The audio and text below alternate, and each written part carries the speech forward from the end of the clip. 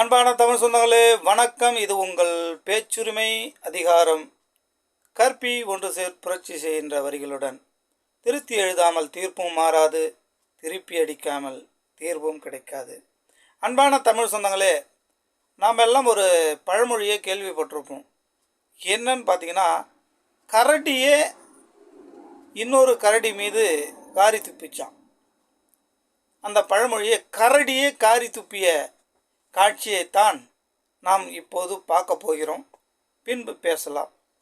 இல்லை, அவர் வந்தது ஃபஸ்ட்டு ஃபேமிலிக்குள்ளே வந்துட்டு அவருக்கு அங்கே வந்தோன்னா அவர் அந்த கம்பெனி பிஸ்னஸை டேக் அவுட் பண்ணணும்னு நினைக்கிறாரு.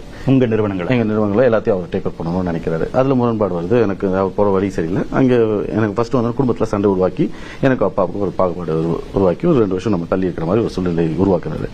அதே மாதிரி அதுக்கப்புறம் இங்கே திமுக போகிறாரு. திமுக போய் அங்கே மாப்பிள்ளைக்கும் பையனுக்குமே அங்கே உள்ளுக்குள்ள ஒரு பெரிய ஒரு பிம்பத்தை உருவாக்கி அவங்களுக்குள்ளேயும் இதே மாதிரி ஃபேமிலி ஒரு இஷ்யூவை கிளப்பி அங்கே கட்சியை போய் டேக் ஓவர் பண்ணுங்கிற ஒரு இமேஜை ஒரு பாயிண்ட் ஆஃப் டைம்ல அவர் கொடுக்குறாரு. ஸோ அதனால அங்கேருந்து துரத்தப்படுறாரு.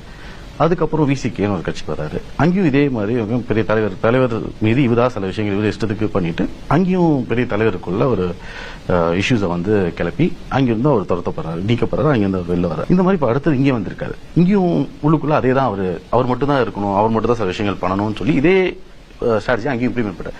ஸோ இது ஹேபிச்சுவல் அஃபெண்டர்ஸ் சொல்லுவாங்க. இதெல்லாம் பார்த்தீங்கன்னா ஒரு ஹிஸ்ட்ரி சார்ஜ் ஷீட்டர் மாதிரி அவங்க ஒரு இன்சிடென்ட் எல்லா இடத்துலையும்.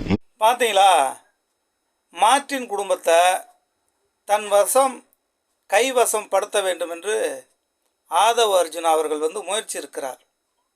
அதில் முயற்சியில் ஒரு 2 மாதம் ஆதவ அவர்களின் மச்சான் அந்த குடும்பத்தை விட்டு பிரிஞ்சே இருந்திருக்கிறார்.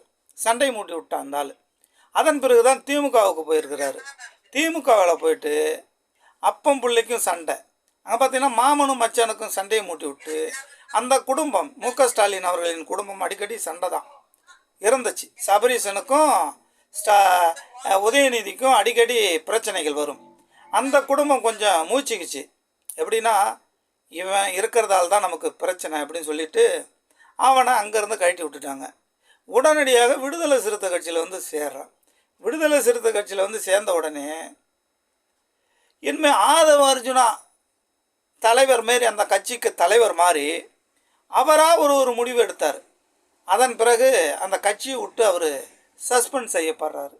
உடனடியாக அந்த கட்சியை விட்டு ஆதவ அர்ஜுனாவே வெளியே போகிறார். பின்புதான் தமிழக வெற்றி கழகம் விஜயோட இணையிறாரு. இணைஞ்ச உடனே கரூரில் 41 பேரை சாவடிச்சிட்டு தான் அந்த ஆள்